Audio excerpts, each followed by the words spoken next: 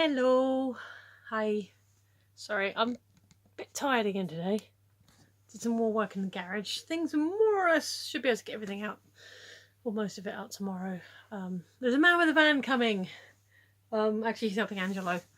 But it's all good. I was supposed to have an Adam today, but didn't because he was tired. That's fair enough. And then he said he might be able to do tomorrow because he finished at 7. Which is cool.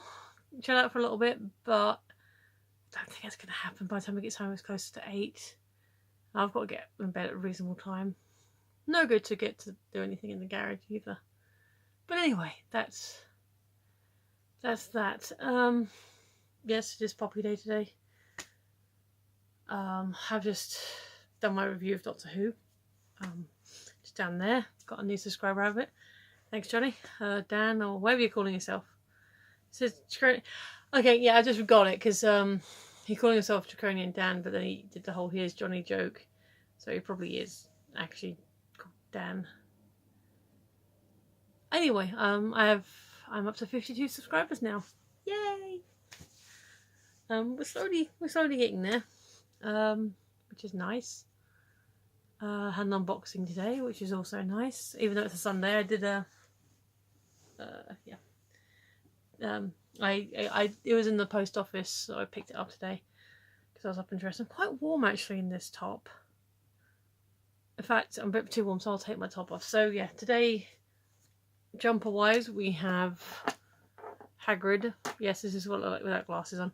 We have Hagrid, Care of Magical Creatures, and then the t-shirt is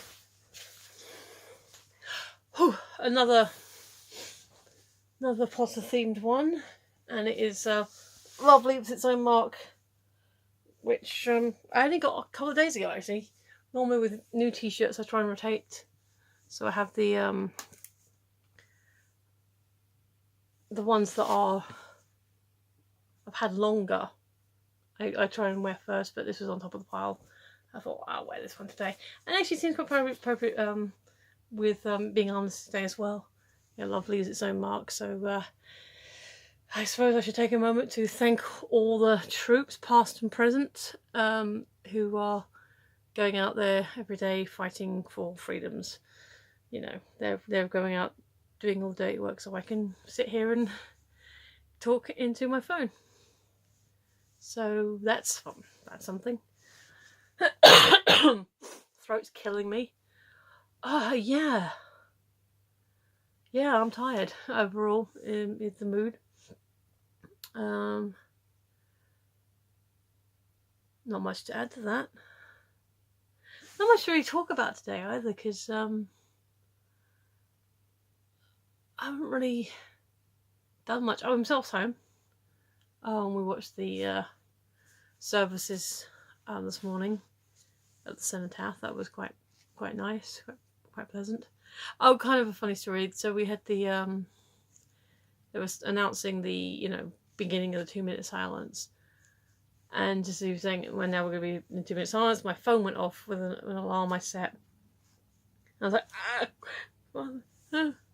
no, inappropriate. And I was like, feeling awkward. And then himself was like, what was that for? I was like, oh, my tea, because I set a timer to brew my tea because I'm a bit fussy about it, and I found a 3-minute timer is perfect. And he goes, that's actually quite poignant. Celebrating the end of the war with a cup of tea. I think they would have approved. So yeah, we observed the silence, watched the ceremony, looked at his goodies from Spain, and yeah, we went to bed basically, because he's got work tonight. In fact, he'll be getting up a bit anyway time soon. So yeah. ZYXWVUTSRQPONMLKJIHGFEDCBA. Told you I could do it. It's because I wasn't thinking about it. So I wasn't thinking about it, and I was like, You know, if I think about it too much, I get almost embarrassed. But I told you I could do it. Yes, I did practice a little bit earlier today as well. So yeah, that was answering yesterday's question. So we see what today's question is. Here we go. See if we can find it. Oh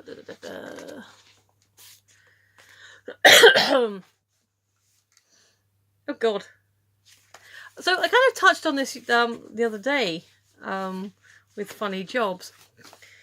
If you were a stand-up comedian, what would your jokes be about? I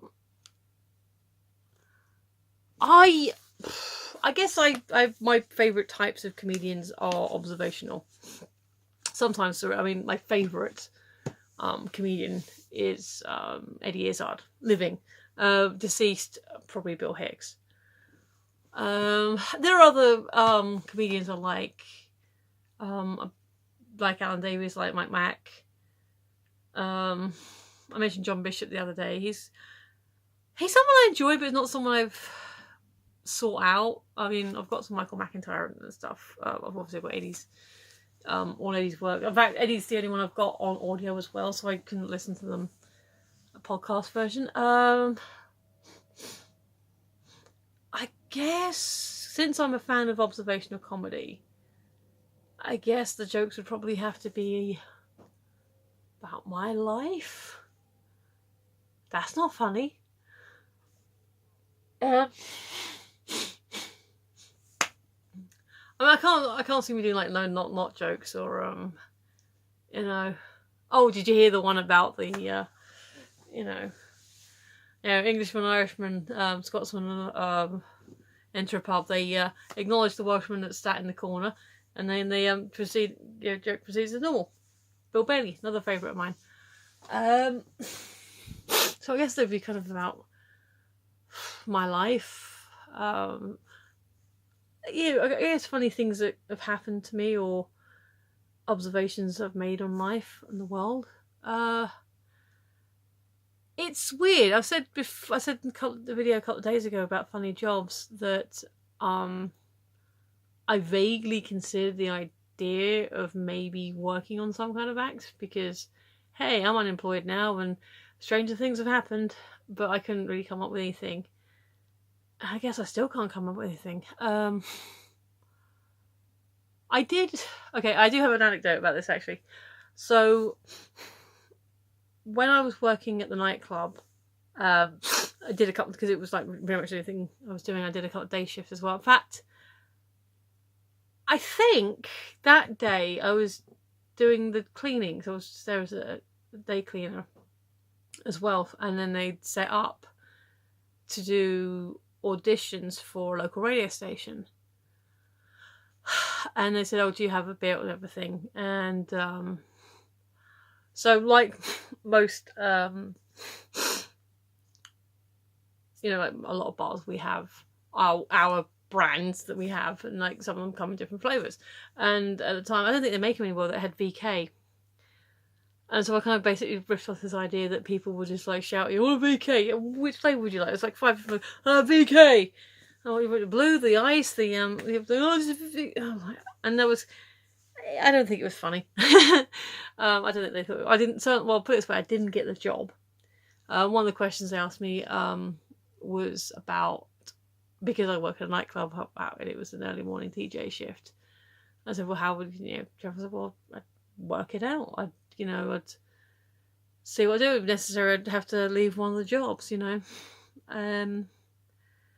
Yeah, I didn't get very far, but at least I tried it, because I jumped off the stage because they'd seen me running around, so they knew that I was you know, working. Yeah, there, I wasn't just a random person off the street auditioning for them. And my boss, Mr. Mann, and no, that's not me being cute, that's actually his name, was like, oh my, yeah, that kind of cringe and embarrassing. He said, yeah, but you got up there and you did it, and you can't say worse than that. Oh, okay, thank you, that's kind of cool. So yeah, I guess I'd try and tell observational, because I don't think I could tell the surrealist jokes the way Eddie does, or set out the pictures, although telling funny jokes about animals being cute or funny, I think it'd be, you know. Oh, I saw this funny dog today, and it was really cute. And there was this little kid in the store the other day, and he was kind of wandering too far from his mummy and daddy. So I stood in his way, and he's looking up at me like, "Huh?" And he tried to go the other side, and I sidestepped him, and his parents laughed, and they said, "Oh, just say hello. It's okay." And so yeah, I shepherd children. So there you go. I'm a child shepherd. That's not really funny, is it? I think this question answers the question, why aren't I already a comedian? And that's because I don't think I have any material. And nothing, nor do I have much, because that is a job that you really have to sort of work out and fight for and really apply yourself. And I don't think I've got what it takes. This is why I'm not a comedian. And I appreciate everyone who is. Anyone who goes out there and does that and makes the world laugh. I mean, I can tell some of my favourite jokes from comedians. There's a young man called Daniel Sloss. And it was like the first time I ever saw him. I think it's the first time anyone really saw him. And he goes, you know, you get some comedians that are a bit older and they're saying like, you know, oh yeah, I went out and had... you know, sex with this this woman like half my age. And he's like, I'm 18. I can't do that. And if I was telling a story about sex, it'd be like this: I had sex. And I thought that's quite funny. But see, he has that. He has the fact he's a very young comedian and very talented. I wonder how he's getting on. Actually, I've not heard much about him recently. Again, there's a great Eddie joke saying like, you know, I'm not a woman, so I can't rail against sexism. I'm not poor, I can't, you know, I've got raised quite middle class, so I can't sort of, you know, rail against, you know, inequality in the workplace or whatever. I'm not black, because I can't really make any jokes about, you know, racial issues or anything like that. So thank God I'm a transvestite, because it gives me something to talk about. And I don't even think I've got that kind of hook. I mean, I could make women jokes, but no, there's a reason I'm not already a comedian. And I think we've thoroughly explored those avenues. So I'm getting tired, my throat's starting to hurt, and I think himself's going to be getting up in a minute anyway. So if you have been, thanks for watching. You were awesome. Completely appreciate you. And we'll sign off now. I've been Michelle, you've been listening, and I will see you tomorrow. Bye!